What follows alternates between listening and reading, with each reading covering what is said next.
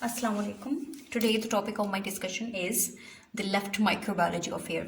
हमने first part में देखा था कि माइक्रोबायोलॉजी ऑफ एयर को हमने कंप्लीट डिस्कस किया था, वो क्या होते हैं, उनकी टेक्निक्स देखी थी, इम्पेजमेंट की टेक्निक्स देखी थी और अब उसका कुछ पार्ट्स जो रह गया था वो आज हम डिस्कस कर लेते हैं। सबसे पहले तो ये क्या है कि मतलब कहाँ पे जो है माइक्रोब्स की जो है अमाउंट ज़्यादा होती है, कहाँ पे वो ज़्यादा कंटेन होते हैं। तो सबसे पहले क्या है कि हमारे पास जो ह्यूमिडिटी होती है, जहाँ पे लाइक हमारे पास वो हमारे गेस्ट रूम्स होते हैं तो वो बहुत ज़्यादा ह्यूमिड हो जाते हैं, उनको हम ज़्यादा नॉर्मली यूज़ नहीं करते, तो वो उनमें जो है वो ह्यूमिडिटी बहुत ज़्यादा हो जाती है।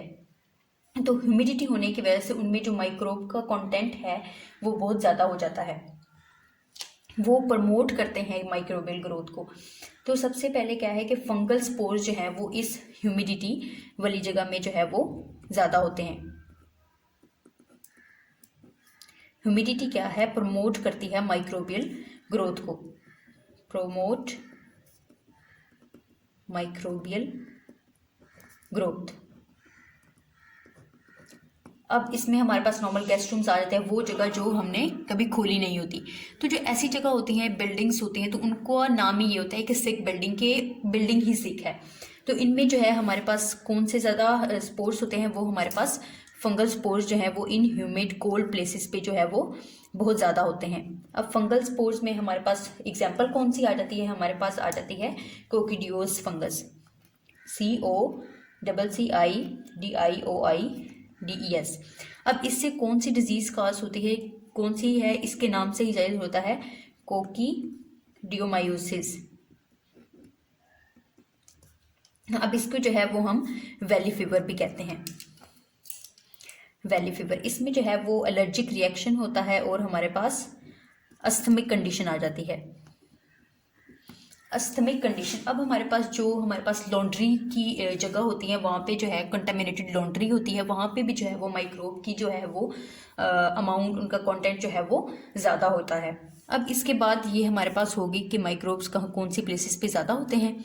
तो अब हमारे पास एंड पे आ जाता है, हमने इसका सब कुछ डिस्कस कर लिया, तो एंड पे आ जाते हैं हमारे पास ट्रीटमेंट पे, कि अगर हमें ऐसी एयरबोर्न डिजीजेस हो गई हैं तो हमारे पास इनका ट्रीटमेंट क्या है, हमारे पास इन माइक्रोब्स को किल करने के क्या क्या सोर्सेस हैं। तो सबसे पहला सोर्स है हमारे पास यूवी लाइट का, यूवी रेडिएशंस। अब इसको हम क्या कहते हैं, जर्मिसाइड लैम्प, जर्मिसाइड लैम्प। अब ये जो स्पेशली है ये बैक्टीरिया को किल करने के लिए यूज करते हैं। किसको किल करने के लिए, किल बैक्टीरिया। ये हमारे पास हो गया पहला सोर्स। दूसरा हमारे पास सोर्स है anti microbial chemicals, anti microbial chemicals. अब इनमें कौन कौन से केमिकल आ जाते हैं, उनकी हम कुछ एग्जांपल्स देख लेते हैं। सबसे पहला है हमारे पास ग्लाइकोल लैक्टिक एसिड, फिर आ जाता है हमारे पास मर्क्यूरिक एसिड, मर्क्यूरिक एसिड ही बल्कि मर्क्यूरिक क्लोराइड। ये जो है इसका मतलब इसकी जो इफेक्टिवनेस है वो इतनी स्ट्रॉन्ग है कि ये ऑल माइक्रोब्स को किल कर सकते हैं। अब जैसे ये था यूवी रेडिएशन जो है वो बैक्टीरिया को किल करते हैं, लेकिन जो है वो मर्क्यूरिक क्लोराइड इतना स्ट्रॉन्ग केमिकल है कि ये सारे माइक्रोब्स को किल कर सकता है। फिर उसके बाद आ जाते हैं हमारे पास हाइपोक्लोरिस एसिड, हाइपोक्लोरिस एसिड। फिर आ जाती है हमारे पास फ्यूमिगेशन। फ्यूमिगेशन जो है वो एक प्रोसेस है जिसमें हम किसकी फ्यूमिगेशन करते हैं, फॉर्मलिन की, जो कि हमारे पास क्या है 40% सोल्यूशन है फॉर्म एल्डिहाइड का। ये हमारे पास एक बहुत ज़्यादा पावरफुल इरिटेंट है, जिसकी वजह से क्या है कि हमारे पास जो है वो इरिटेशन भी होती है जहाँ पे हम काम कर रहे होते हैं। ये सबसे चीप हमारे पास इसको इजी मेथड है फॉर्मलिन का। तो इसकी इरिटेशन को कम करने के लिए हम फर्दर फ्यूमिगेशन करते हैं। वो किसकी होती है, फर्दर फ्यूमिगेशन जो है वो हम KMnO4 कर लेंगे। ये जो है फॉर्मलिन की फ्यूमिगेशन से जो इरिटेशन काज हुई है उसको डिक्रीज कर देंगे। लो इरिटेशन ऑफ फॉर्मलिन फ्यूमिगेशन। अब इसके बाद आ जाता है हमारे पास थर्ड प्रोसेस। थर्ड प्रोसेस हमारे पास है फिल्ट्रेशन। अब फिल्ट्रेशन क्या होगी कि माइक्रोबियल फ्री एयर जो है वो अलाउ की जाएगी एंटर, मतलब जब जो भी हमारे पास स्पेस है वर्क की या जो भी है उसमें हमारे पास जो है वो माइक्रोब्स फ्री एयर ही अलाउ की जाएगी। उसके लिए हम फिल्टर पेपर यूज़ करते हैं, उसका क्या नाम है हमारे पास, high frequency particle air filter, particle air.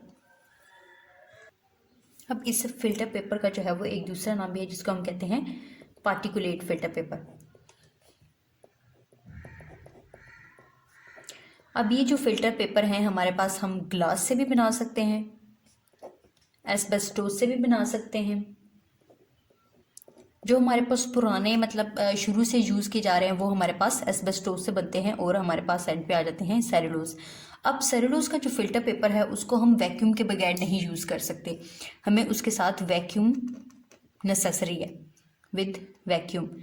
लेकिन अगर हमने विदाउट वैक्यूम कोई फिल्टर पेपर यूज़ करना है तो वो हमारे पास आ जाते हैं एस्बेस्टोस, जो कि हमारे पास विदाउट